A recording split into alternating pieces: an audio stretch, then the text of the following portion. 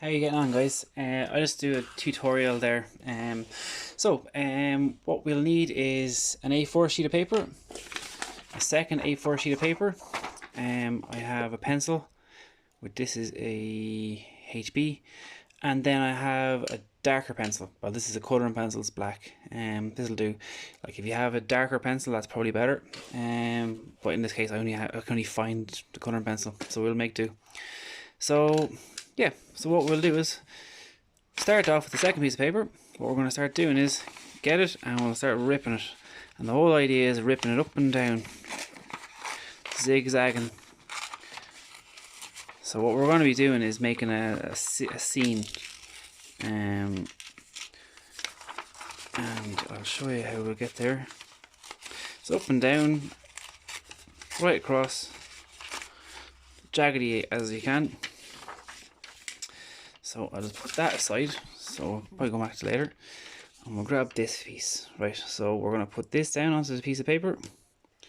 We're going to get a pencil, in my case it's a HB, and hold down this piece of paper, and we're going to get a line going from the top paper to the bottom, and we're going to go right the correct way across. So we're going to go from top paper to the bottom paper, and we'll do small lines first. So it's going to, sometimes this gets caught, the nib of the pencil gets caught and it brings it up and it gets underneath. Try to hold it down as close as you can.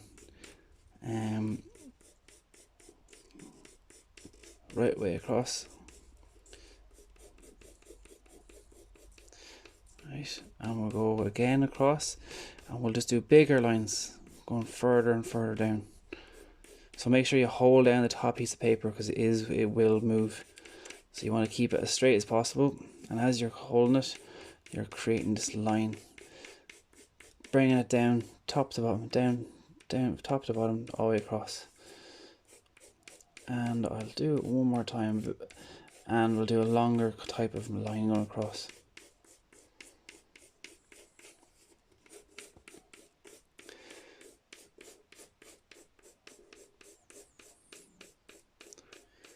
Right. Okay. That's the gist. So the idea is that there are mountains in the past, in the distance even. Right. So what we'll do is exact same thing. Parts of this. So this is moving on me. So what we'll do is same thing. I'll just put it down. I'll put it over here. I only use parts of it, so it's the same thing.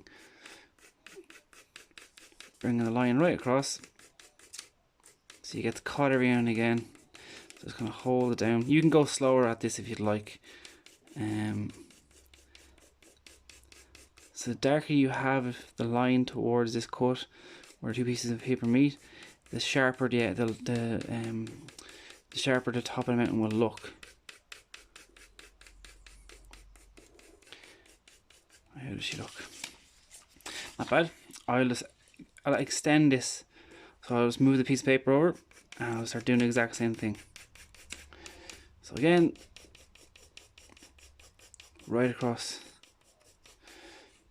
I find it easier if you have the pencil sideways rather than top like that.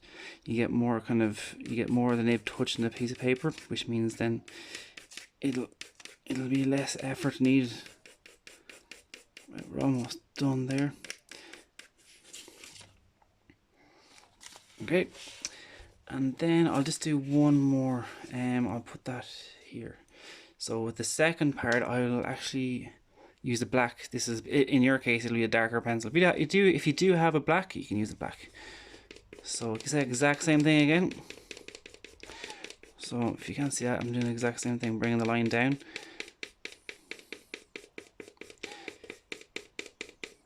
There's a technique you can use with any medium. I'm using pencil here at the moment because I know a lot you would have pencils and paper in your cells. I can even show you a different technique. Sorry, the same technique with different media and different effects you can get. Right, so we're almost there with that now. Okay. Right. There. So the whole idea is it's a scene. So this is the foreground, the middle ground, the background. If you wanted, you can even bring the lines further down like that, just to kind of fill it up a little bit.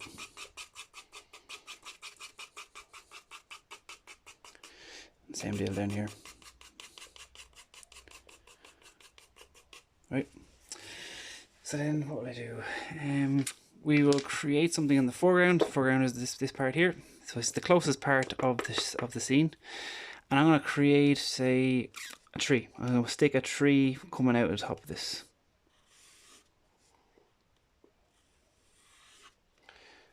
So this is the trunk. And then you can go and start adding branches, twigs and stuff like that.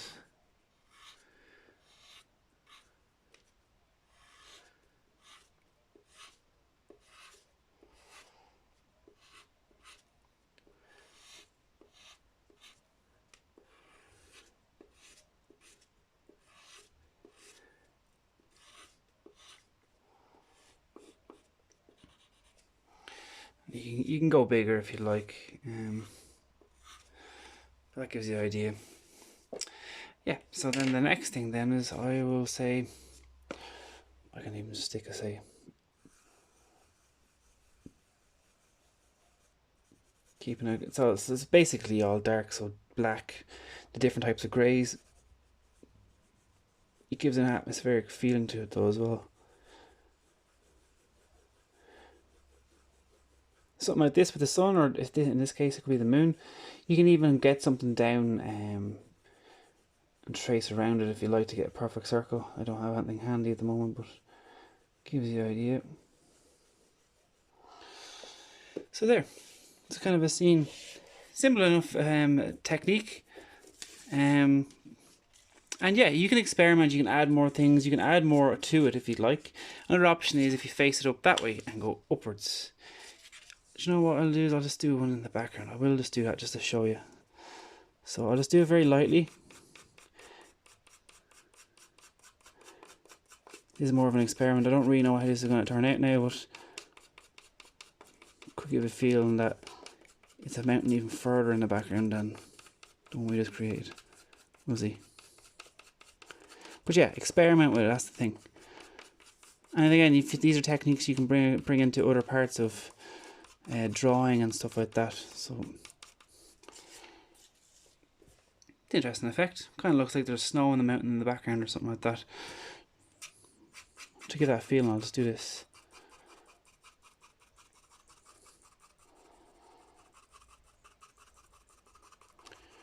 There. Yeah, so give it a go, guys. You don't need that much. 2 pieces of paper, pencil, well, 2 pencils, 1 dark, 1 light. And yeah, give it a go. And you can do it yourself, do it in your own different versions. You can add more trees. There's one more thing I might show you. Actually, I'll just put in. See if you can figure out what these are supposed to be.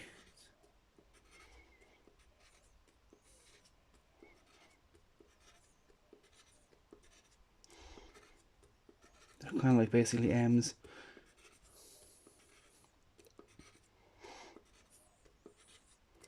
Yeah, if you haven't figured it out already, it's supposed to be birds. But yeah, there you go. So another little effect to add to it. Yep, so give it a go, try it out, see how you get on, and most importantly, enjoy it. Right, we'll talk to you later on, guys.